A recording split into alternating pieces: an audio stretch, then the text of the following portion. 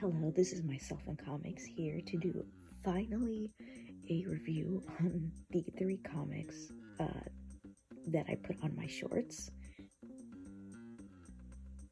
If you can hear my dog snoring, I'm sorry.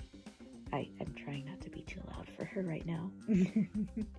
Okay, so we're gonna do 3 reviews, 3 comics. Okay, this one's called School Memories from Sharean, Morishita. I feel like I tried too hard with that. Morishita. There. Gotta cut my nails. Okay, so mostly this is, okay, it's just right here. A class prankster named Colton feels like his life is completely ruined when he's forced to work together with the way too high-strung new girl. In an attempt to loosen her up a bit and prove how funky his practical jokes can be, he plots out the full prank to pull on her in front of the class, but it doesn't take long for the laughter to turn into tears. Now, not all jokes are practical, and some do more harm than good. Great read for ages 11 to 16, but I am 26 and I don't care. Okay, so the reason I got this was because I saw this in Arctic Press, and they usually have like a wide variety of comic books. And so I saw this and I thought it looked cute. Actually, no, that's a lie. I saw this on Kickstarter first, but I didn't back it because I ran out of funds. And then I saw it in Arctic Press a little while later, and so that's when I went, okay, I can buy it here. And it was like super cheap, like less than $10 or something. It is a short book, it's a short read. This isn't, if you can tell here, it's a manga style. And I'm gonna show you the inside because I really like what she did and how she did it. So Sharean, she does the story and she does the art. I don't want to pronounce it Sharean because I feel like that's wrong.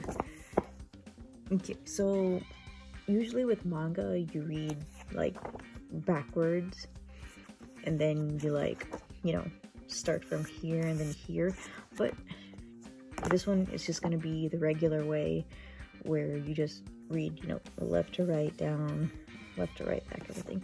And look how adorable. Like, her art is beautiful. It is something to behold. Like, I love this. If she makes more, I'm going to be buying it, whether it's this story or a different story. So this is her. Very beautiful. And then over here is her Facebook, Twitter, Instagram. What is this? Is that TikTok? I think. And then YouTube. And then, of course, Antarctic Press. So this kid does a lot of pranks. And they don't look like pranks. They look more like bullying. Like he spills water on somebody. And I'm like, that's a prank now. But he actually thinks it's funny, like in this one right here. Like, wow. I'm also liking the, what is that, a monkey face? I don't know what it is, but I find it hilarious and adorable. And this, like, and then look at her. She's just so cute. And so, like, I've never heard of this assignment in school, but apparently for their assignment, they're supposed to be doing each other's hair. And I'm like, I've never heard of that in my life. And, you know, I'm like, okay, yeah, sure, doing each other's hair, great. And then she's like, I can't do hair. Look what happened to Isabella. And I'm like, oh my god. I just love her so much.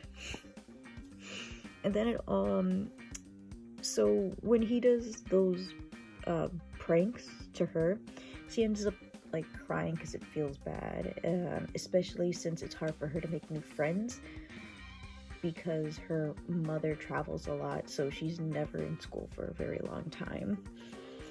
And so it does, she messed up his hair. So it does take her a pretty, it does take him a pretty long time to understand what's going on. But, you know, he does finally end up sympathizing with her and, you know, decides to stop.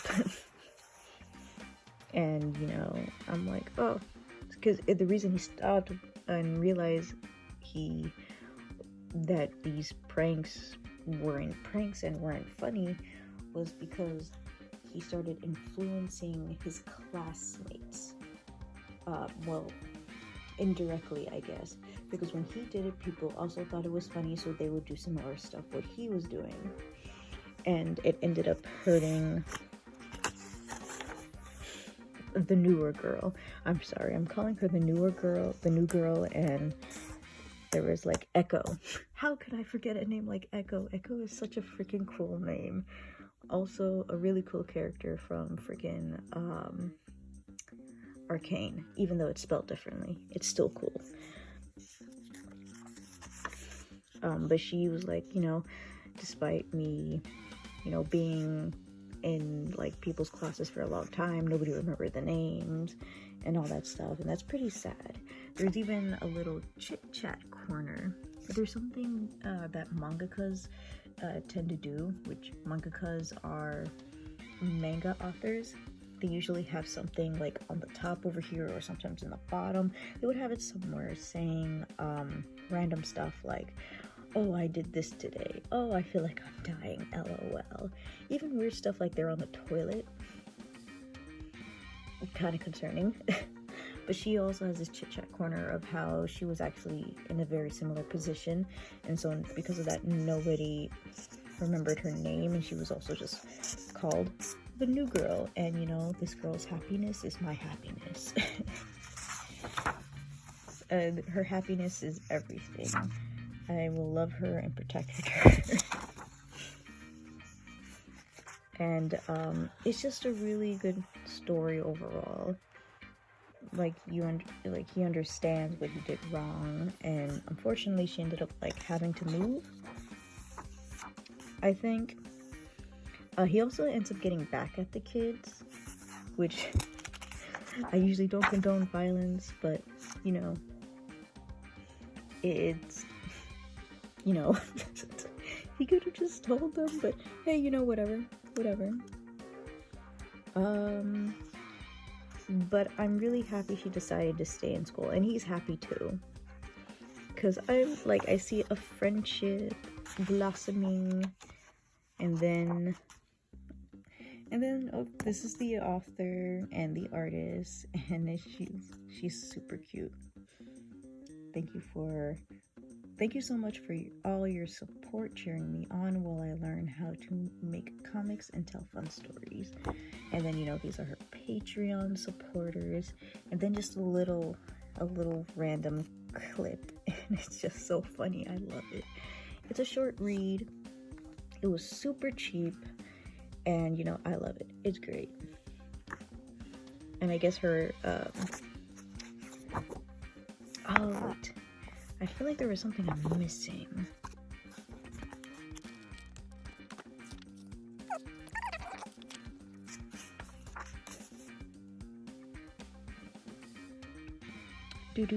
Oh, here it is. This is the page. These are like her siblings. And talking about how she's obviously the favorite baby girl, Riri. And then, you know, she's imagining her siblings saying, oh my gosh, did you hear what she just said? And then there's a little tone effect over here, comic tone effect tip, and then it shows you how she does it. You know, which is this thing right here, which is such talent. Like, oh my gosh, I can't. Alright, so that's the first one. The second one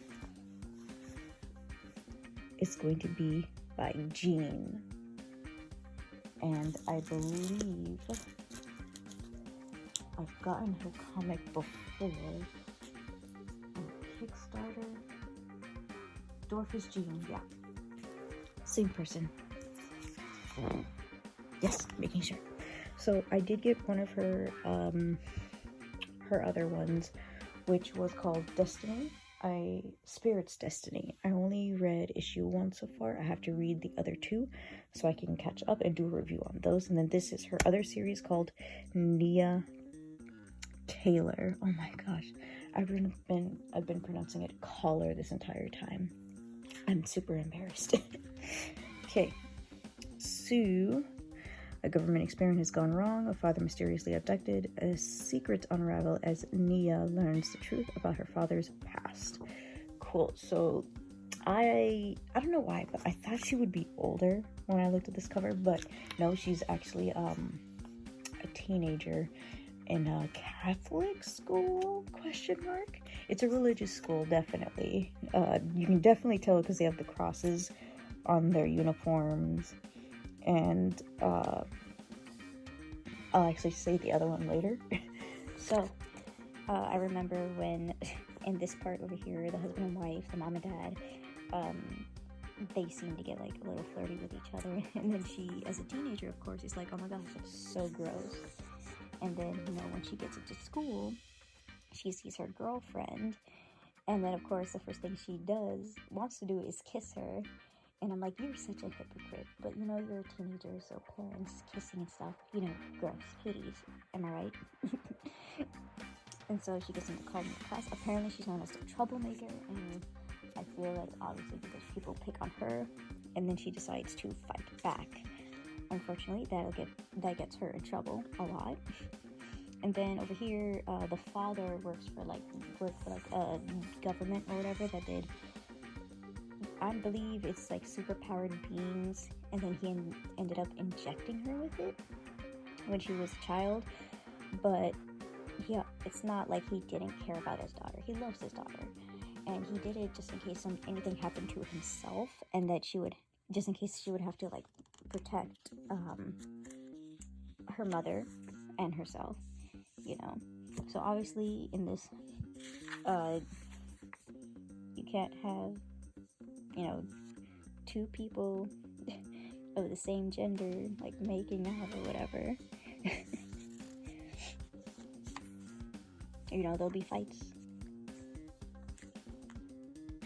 Wait, did I say this was a religious school? No, wait. This is not a religious school. I don't know where I got religious from. Wait.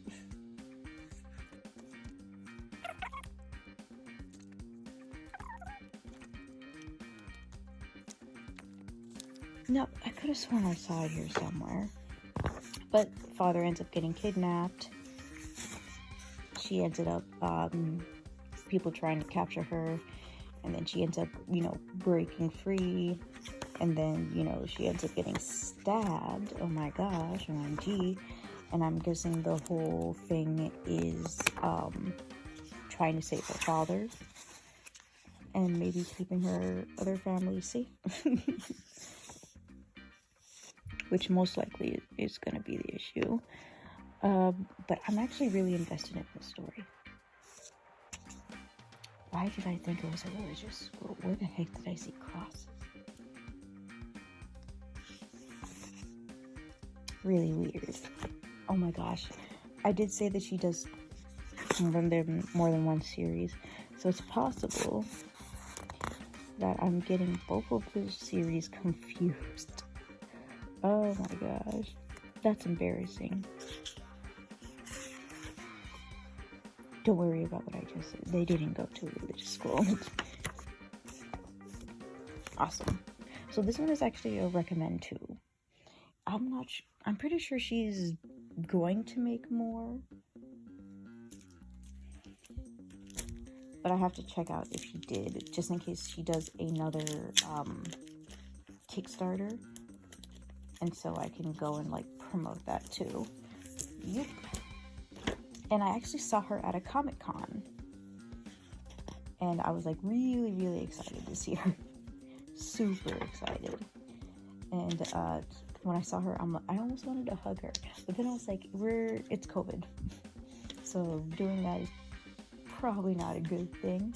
But I was just super happy. okay, yep, I was right. Her other series, which is Spirit's Destiny, that's the one where they're at a like religious school with the cross on this t-shirt. Oh my gosh, I can't believe I got both of them confused. Cool, so that's number 2. I mean, if I were to rate this like out of 5, it'd be a 5 out of 5, of course. For this one, it'd be a 4 out of 5, like, especially because it's a good build-up. Why a 4 out of 5 instead of 5 out of 5? I don't know. I just do random numbers. But it's like, I don't know. Should you always fight? I guess for this one, it will be, yeah. Okay, so this one is gonna be a bit to go through, because it's not like the story is not interesting, because it is, and I am looking forward to the other ones. The problem is, I don't know what it's called. Some stuff is pretty hard to read. Obviously you can't tell because of the light or whatever, but this looks pretty fine, right?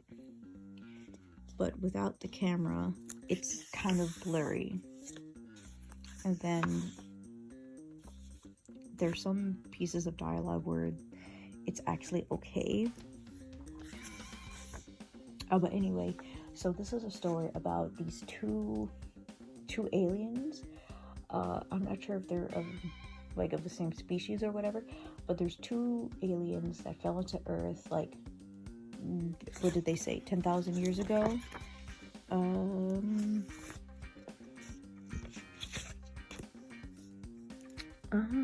10,000 BC.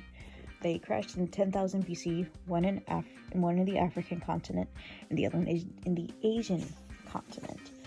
And apparently, like, there's somebody doing the narration, and I couldn't tell who was doing the narration. I thought it was gonna be like the husband or the wife or something like that, or like somebody from the African continent or the Asian continent, but it turns out that's not what it was at all, which we will look in here. Oh my gosh, it's a Comic-Con. So after, tons and tons of years, the aliens from the Asian and the African continent finally meet and make her, which is Autumn Fox. And then over here on this side, this is when I was starting to find out that, like, none of them were the narrators. After millennia, my hosts finally found one another. Call it fate, call it predestination, or as the Earthlings call it, blind luck. I bided my time and I waited, watching their relationships blossom into something beautiful, into something extraordinary. They created you. Okay, so you see her, like, fighting these, like, samurai ninjas or something like that. Yeah, they have some kunai and some of them are just swords. Her outfit's pretty cool. And then this is the person who is actually doing the narrating, and he is apparently in her head. So she talks to him and people think she's talking to herself. This is apparently something that the husband and the wife both suffered through. Like, he was in both of their heads for a very long time. And I think he was trying to get them ready for something. Because he's trying to get her ready, Autumn. He's trying to get her getting ready for something. Maybe it's an alien invasion. I have no idea. But the parents don't want anything to do with him because apparently he made their lives a living hell. So one of the things that I was really irritated about was this. This doesn't look that bad, but it is extremely blurry. My phone's actually making it, like, visible right now. But it was extremely blurry and I couldn't see it all. Like, looking at it makes my eyes tear up. And so I looked at the digital that I was sent, and the digital has literally no problems. Like, at all. I even decided to have my sister check it out to see if it was just my eyes, and she's like, yeah, there's a problem. And so, like, over here, it happens as well, mostly with his dialogue. Like, his dialogue is the most blurry, and I have no idea why. And the next page, it's completely fine. Like, I have no idea what that is. Ooh, even over here, the art's a little bit blurry too. Okay.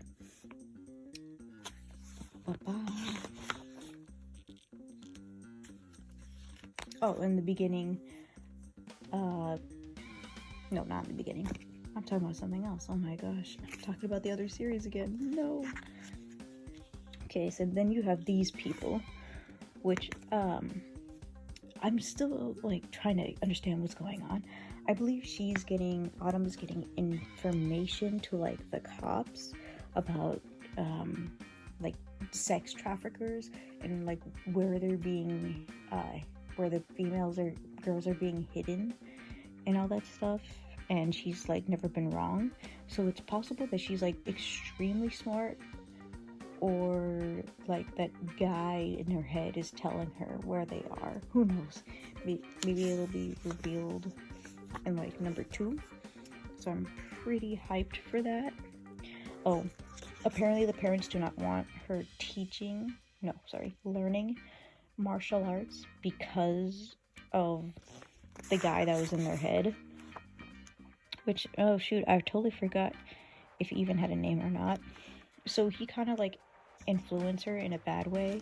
Like, oh, tell him I'm not here, tell him to lie, or whatever. And so she sneaks past to go training even though she's not supposed to. And this is a different simulation. This is actually on his planet. So whether he's still in that planet, I have no idea. But these are the people that she has to face, and they look super cool. And then she has these, like, blasts, and that's pretty awesome.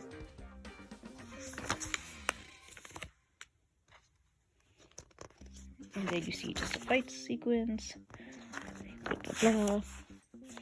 And then there's the short story, which also suffers from a little bit of blurriness in some, like these ones over here. Oh my gosh, the freaking shadows. Oh my gosh, I literally had light to solve this problem. I had lamps to solve this problem, and I didn't apply it. Great. So this is a short story where a girl literally likes beating up people. Giving people pain makes her happy, or whatever. So, nothing much to this story, but she, like, fights her way, defeats the queen, enjoys it, and then leaves. And she doesn't really like being called a hero because she's not doing it for something good, like the people were enslaved and stuff. But she did it because she likes it. Because she likes beating people up. She's just someone who likes pain. Right here. But yeah, so for this one, the story is not bad. But I will give it, like,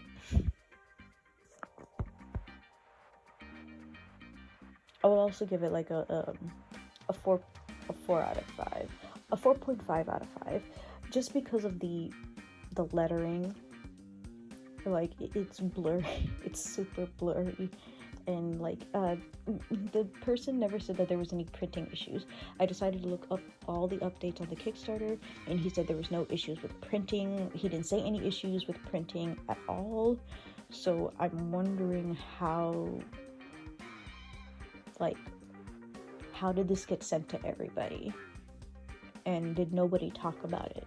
Did nobody say anything about the blurry letters or whatever? And I find this as a very important thing. The reason is because I remember I was helping somebody on Kickstarter who was a Mexican, and he wanted to make a Mexican comic. And I was talking about it with him a lot because I was one of the people who actually spoke to the guy and gave him,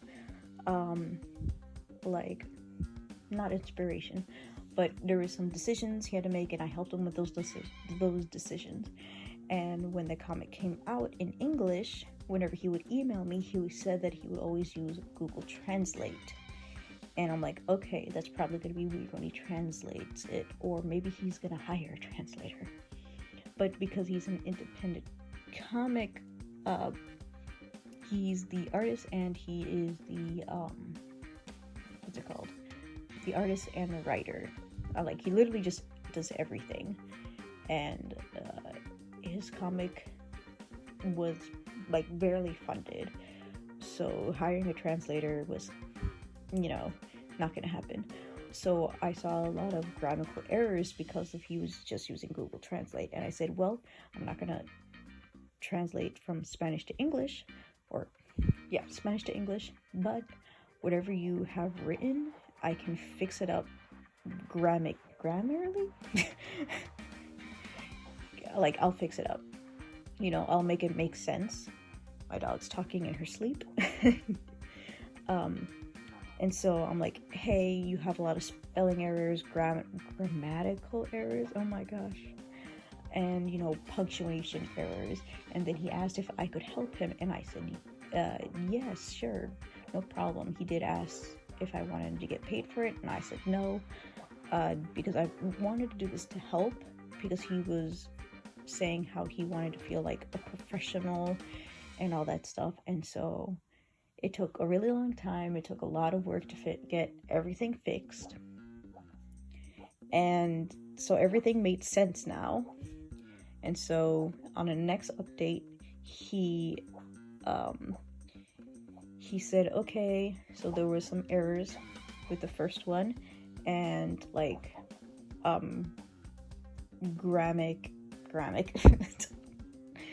my gosh, grammatical errors, punctuation errors, etc., because he was using Google Translate. And even I don't remember if he name dropped me or not, but I don't really care.